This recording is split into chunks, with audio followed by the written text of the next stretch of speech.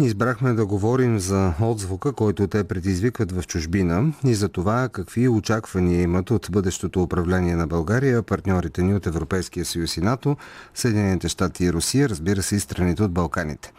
Първият коментар по темата ще бъде на румънския анализатор Сорин Юница, директор на организацията Експерт Форум. Сорин Юница е експерт по реформа на публичната администрация, по развитие и по местна политика, съветник на Съвета на Европа, Световната банка и програмата за развитие на ООН за Източна Европа и Балканите. За отзвука на вота у нас в Букурещ с Сорин Юница разговаря колегата Владимир Митев.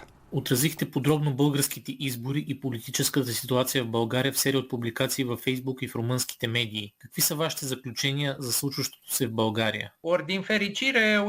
Хубаво е, че след тези избори България става малко по-плуралистична.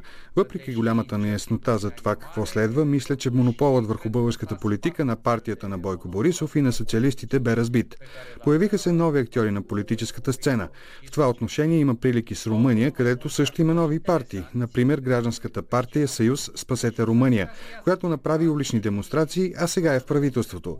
Може подобната на тях българска партия Демократична България също да влезе в управлението в някаква коалиция. Ще трябва да се водят разговори. Да, ще има разочаровани избиратели от развоя на преговорите, но политиката се прави с компромиси. Имах момент на дежаву в изборната нощ в България. Борисов спечели изборите, макар и с недостатъчен резултат, за да управлява, тъй като е в изолация. И каза: предлагам ви мир. През 2016 година Социал-демократическата партия също спечели румънските парламентарни избори с исторически резултат от над 45%. И нейният лидер Ливио Драгня също така каза: искам мир. А това, което последва, беше война. Не трябва да вярваме на нито един от двамата. Драгня каза това, но бе и много поляризираща личност. Същото може да се каже за Борисов. Хората имат много крайни мнения за него. Ясно е, че сега Борисов иска мир, защото няма друго решение. Може би иска да спечели време до президентските избори, защото политическата игра ще се рестартира след този вод. Сега се говори за експертно правителство, но никой не смята, че такъв кабинет ще работи 4 години. В България наистина ще се изгради правова държава, но трябват други хора, които да го направят. Интересно обаче, че Драгня беше по ясен начин против технократския сектор в румънската политика. А ГЕРБ каква партия е? Технократска или популистка? Трудно ми е да преценя. Мисля, че е партия, която се опита да обхване всички с единствената идея да е на власт. Драгня беше подобен като профил, но чадърът, който Борисов се опитва да разпъне над всички, много се сви. Борисов имаше дълъг политически живот. Не сме имали друга подобна фигура в нашите две страни. Той не влезе в спор с европейските си партньори, но и не направи това, което се искаше от него. Наблюдава се едно определено оттегляне на силите, които са про-Тръмп и про-Орбан, доколкото ГЕРБ, БСП и ВМРО бяха партии, които бяха настроени за времената на Тръмп, а явно не толкова добре за времето на Байден. Самият Тръмп вече го няма, а с това залязва звездата и на привържениците му. Същото е в Румъния. Може би един политически цикъл приключва в нашия регион. Ще останат Вучич, Орбан и Ердоган, харизматични лидери, които печелят избори с този дневен ред. Но е окуражаващо, че не следваме всички този модел. Оставането извън парламента на националистическите формации в България може би ще успокои напрежението със Северна Македония. България има външна политика най-вече по отношение на една държава, Северна Македония. Колко добре се разбира същността на българо-македонския спор в Румъния? Не мисля, че румънците знаят за напрежението между двете страни. Ние не говорим славянски езици и не можем да преценим колко се различава езикът в Скопие от този в София. Вярвам, че след изборите нещата ще се успокоят и европейският път на Република Северна Македония ще се деблокира. Възможно ли е някога в бъдещето румънци и българите действат заедно във външната политика, например по отношение на Западните Балкани? Може би утопия, при положение, че не познаваме историята на своя съсед. Мисля, че вече правим това, но не го осъзнаваме. Принадлежността ни към Европейския съюз е огромна реализация. Това е голям успех за Румъния и България. Успех е, че източните Балкани са източник на стабилност. Ние в София и Букурещ не разбираме, че дори нашата несъвършена политика може да е източник на стабилност за Западните Балкани. Румъния вижда регионалните отношения основно през призмата на сигурността, докато за България са важни най-вече в икономически план. Вие наблюдавате инфраструктурното развитие в Румъния и в региона. Дали не идва времето, когато нашите две страни ще развият трансграничната си инфраструктура? Proiecte de mare infrastructură, sigur, am vrea să... Би било много хубаво да има инфраструктурни проекти, но знаете колко трудно се движат в това отношение и двете страни. Единствената възможност за развитието на тези проекти е да се осигури европейско финансиране. Не очаквам големи американски инвестиции нито в Румъния, нито в България. Тези инвестиции не зависят от американския президент или от разговори за сътрудничество. Те почиват на хладни сметки. Важен е чадърът на сигурността, а инфраструктурата ще се прави с европейски пари. Каза румънският анализатор Сорин Юница, директор на организацията Експерт Форум. Разговорът с него беше на колегата Владимир Митев, който от години следи политическите и не само политическите процеси в Румъния. И след като разбрахме как от Букурещ изглеждат изборите в България, ще поставим още един коментар по темата. Той ще бъде на дипломата и експерт по международни отношения и директор на Института за икономика и международни отношения Любомир Кючуков. Здравейте! Здравейте! Така, господин Кючуков, чухме как в Румъния виждат изборите на 4 април у нас, но пък аз съм любопитен да разбера какво показват вашите наблюдения, как Европа оценява и моментната политическа ситуация у нас, която след вота се оказа доста разнолика. България не е в центъра на политическия интерес в Европа и това с пълна сила важи и за проведените парламентарни избори от нас, на които беше отделено твърде периферно внимание. Позитивното е, че в Румъния очевидно това е предизвикало определен интерес. Трябва да се каже, че въпросите за управлението на България все пак се решават в София, а не в Брюксел. Но както показаха дори изборите в САЩ, международният контекст има своето значение. Да, разбира се. По принцип, националните избори не са предмет на коментар на междудържавно ниво в Европейския съюз. Обикновено те се коментират от партийните обединения. И бих казал, че веднага прави впечатление, че двете големи европейски партийни формации, Европейската народна партия и партията на европейските социалисти, се държаха твърде дистанцирано от изборите в България и своите партии членки. Като и двете, това беше поради резерви спрямо позициите на българските членки на съответните две формации. Що се отнася до общо европейско ниво, то там на коментар подлежат не толкова изборите, колкото политиките, националните политики.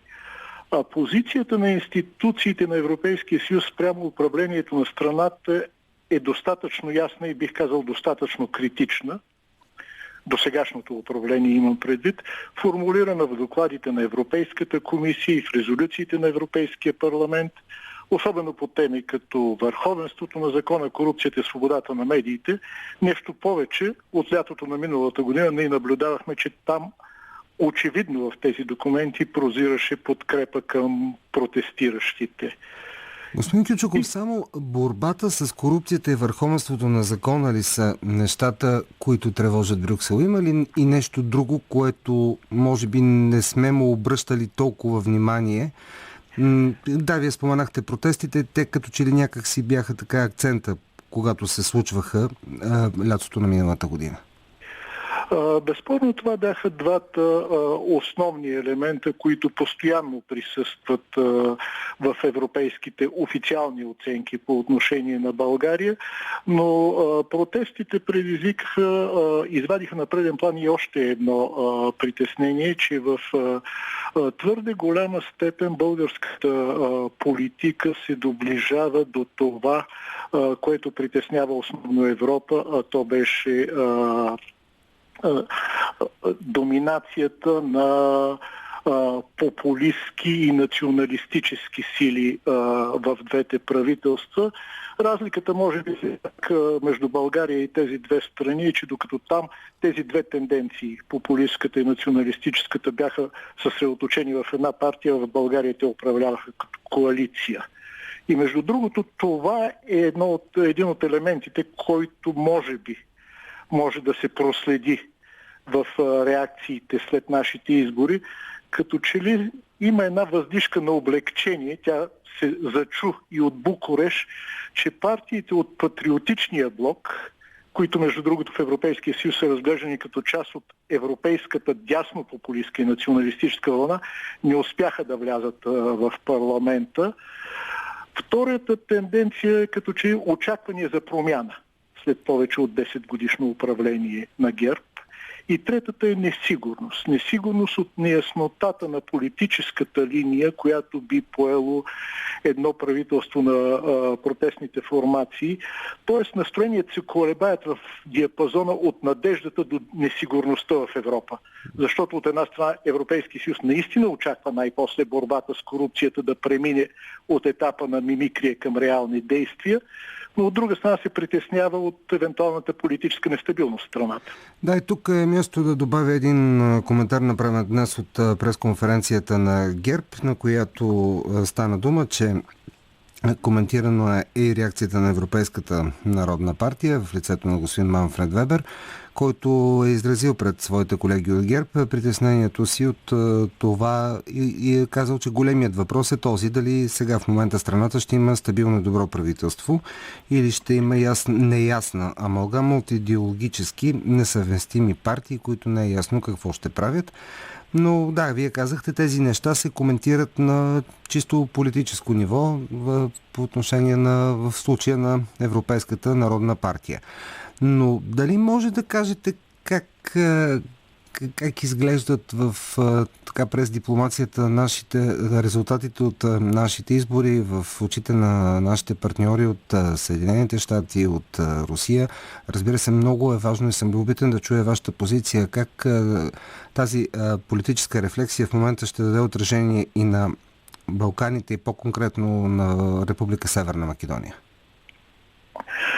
За сега няма и не може да се очаква официална реакция на държавно ниво нито от Съединените щати, нито от Русия, нито от която и да е държава на Европейския съюз. Разбира се, всичките биха приветствали и подкрепили всяко законно избрано българско правителство, защото това е нормалната практика.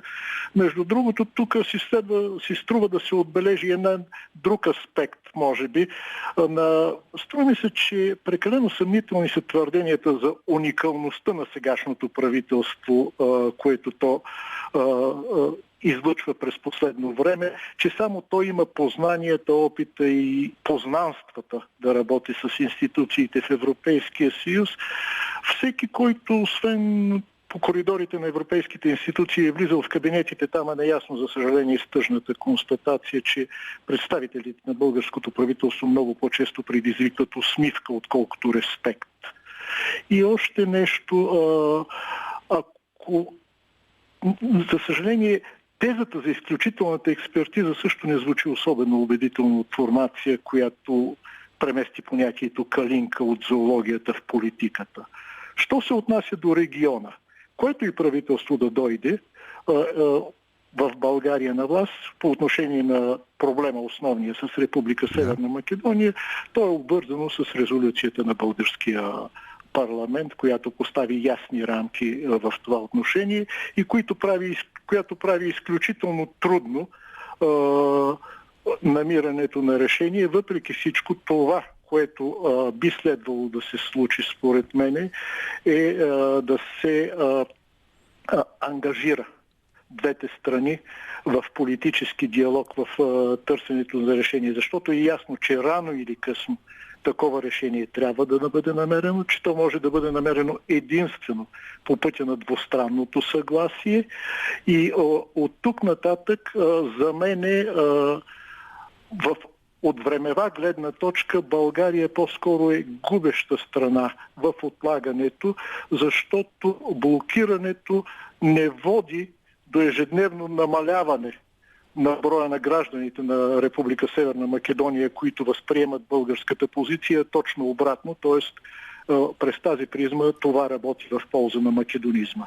Тоест, вие не споделяте оптимизма, който изрази събеседника преди вас, че този въпрос, нерешените спорове между София и Скопие, господин Юница каза, това ще се реши след изборите, но вие не сте толкова голям оптимист, доколкото Аз по-скоро изразявам надежда, че ще започне процес на решаване. Но не е категорично толкова бързо решение, както той очаква. За съжаление, едва ли може да се очаква бързо решение, според мен. Разбирам. И накрая на нашия разговор възползвам се, че се чуваме, за да коментираме с вас и една друга главна външнополитическа тема от последните дни. Ситуацията в източна Украйна, тя остава напрегната. Очакват се разговори между президентите на Русия и на Украйна. Говорителят на Европейската служба за външна дейност Петър Станов по-рано днес отправи апел към Русия да се въздържа от по-нататъчни действия в района, които биха могли да изострят допълнително конфликта в източна Украйна. Какъв е вашия коментар? Как очаквате да завърши това напрежение? За съжаление, това е предизвестена ескалация. Въпросът беше не дали, кога ще се случи. Първо, защото минските споразумения се заобикалят и от двете страни. Второ, защото през последната година в Украйна много активно от експерти и политически фигури се лансира тезата, че тези споразумения не работят, че решение не може да се постигне по пътя на преговорите и политическия диалог, че нормандския формат с участието на Франция, Германия и Русия, Украйна се е изчерпал и трябва да се замени от друг формат. И още по-съществено, след събитията в Нагорни Карабах от есента на миналата година, когато Азербайджан официално декларира, че пътят за решаване на замразените конфликти в постсъветското пространство може да бъде само военен, в Украйна тази теза също започна да набира популярност. От тук нататък най-важно е спиране на ескалацията на напрежението, прекратяване на трупането на войски, руски по границата с Украйна, украински, включително и паравоенни формирования в близост до зоната на съприкосновение с Донецк и Луганск. И друго, ролята на Европейския съюз и на първо място Франция и Германия тук ще бъде ключова, но тя не би била успешна, ако Европейския съюз се позиционира като страна в конфликта, а не като модератор за избягване на въоръжени сблъсъци. Тоест, този разговор за избягване на тези въоръжени сблъсъци, въобще разговор за решаване на този конфликт, доколкото разбирам, той би трябвало да бъде воден между Москва и Киев. С съдействието, разбира се, както и до сега на Европейския съюз, много активно. Да. Но първото е да се стигне до разговор, защото в момента дори каналите за диалог са прекъснати.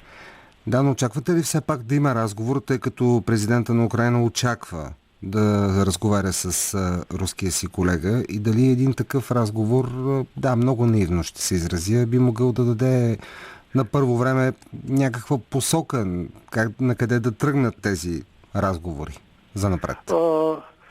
Разговори, някакъв тип диалог очевидно трябва да има. Дали той ще бъде на президентско ниво е трудно да се прогнозира при сегашната руска позиция по въпроса, но алтернативата на диалога в момента е ескалацията на напрежението, което може да постави и двете страни, а оттам и да въвлече и Европа пред риска от директно противопоставяне и конфликт.